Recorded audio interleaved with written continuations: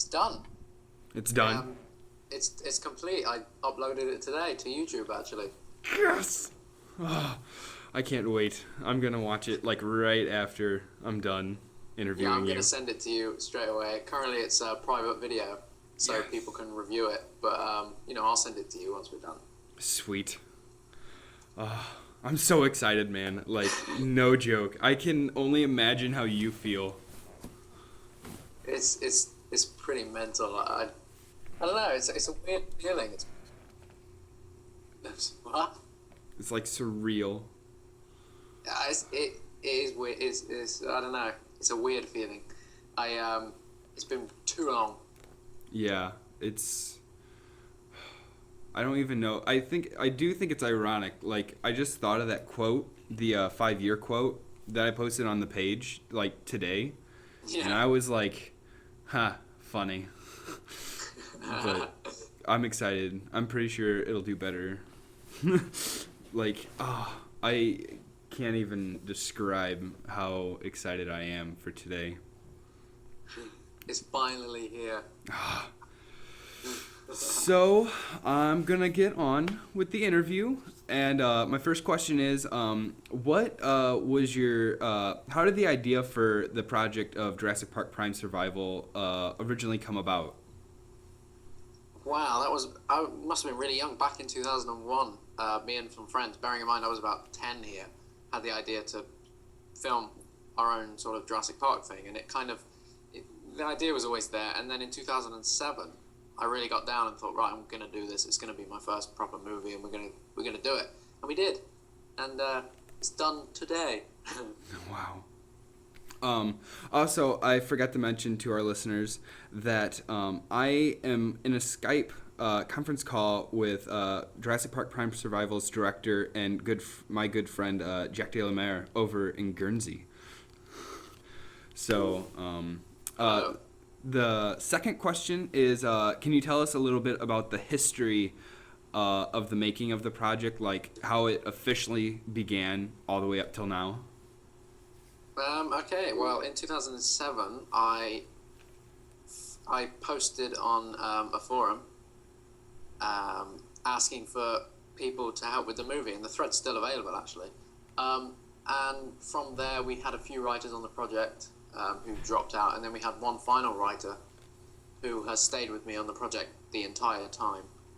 And from there, once we had the script done, it was the pre-production aspect of it, and then we began filming. I think we filmed a couple of scenes in 2007, and the majority of it was 2008 and 9.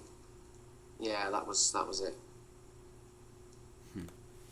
All right. Can you tell us inspiration that the writer took from the films, or that you took from the films yourself when you were shooting the film and through its whole entire production?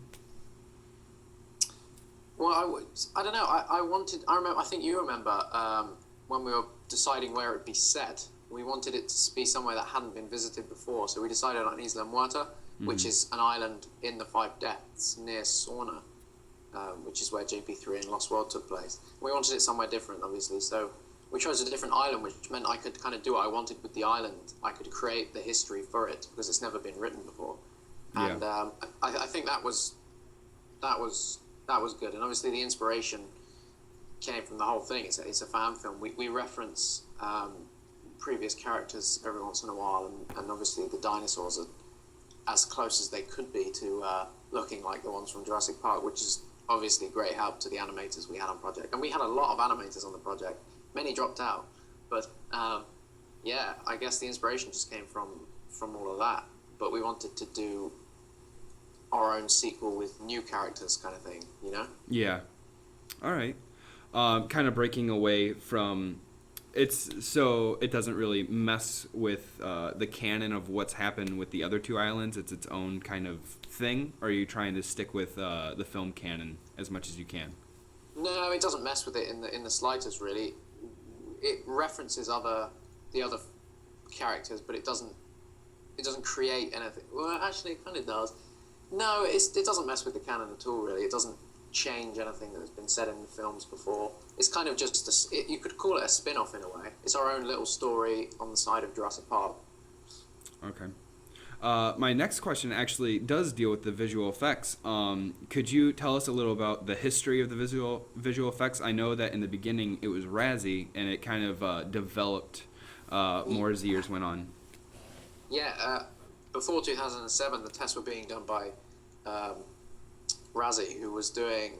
The only problem was they were quite low quality because of the fact that our computer wasn't powerful enough. So after we'd done a few tests with her, I moved on and tried to find someone who could do more higher quality animations. And Jesus, we have so many animators who left the project for different reasons and stuff. And in the end, the guy who created all the dinosaurs that people were using, the ones on Turbo Squid, he actually is the animator on the film. I had to pay him, of course, but he became the main animator on the film. And then later on in the project, once most of the animation was done, I had about 3 people come to me who were really good at animating, saying they wanted to do something. So we added a couple of things in. But, I mean, if the film had been done later and I'd known these people, the animation would be a heck of a lot better. But for what it is, and to say that, we were very young and nobody was professional in the filmmaking business, I'd say the animation is pretty damn good.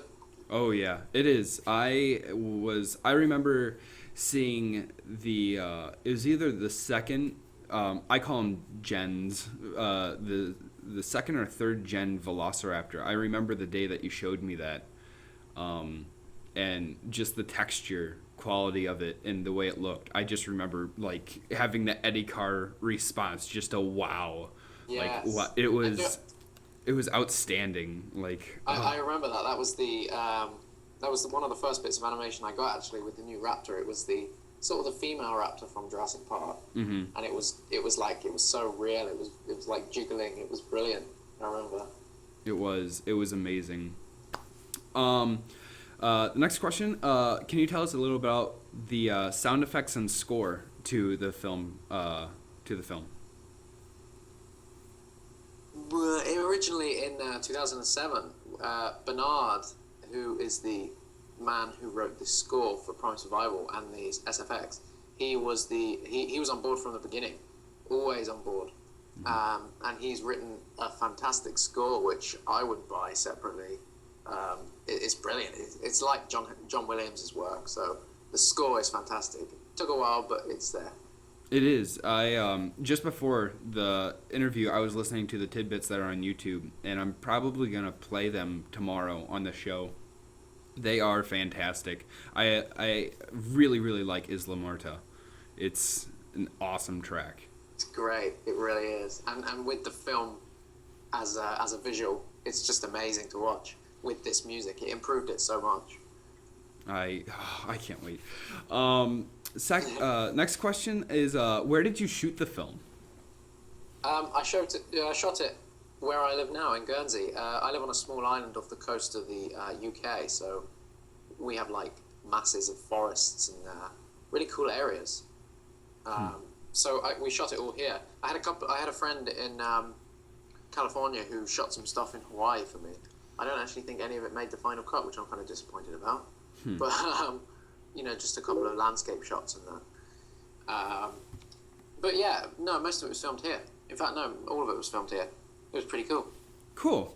Can you tell us about the equipment as far as that you used for the film? Any kind of recording equipment? Anything that you had to rent and whatnot?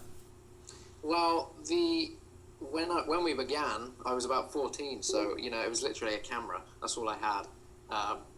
And I regret that now, but obviously it's just learning. I didn't know much about sound or anything, or cameras with actual lenses you could take off, Now it's obviously working with more stuff, but the camera that I'd used throughout, when we came to shoot the boat scenes, I think it was at the end of 2009, the final scenes we needed to film, where they take the boat and then they get to the island, I dropped my camera in the sea, along with the microphone that I had on top of it.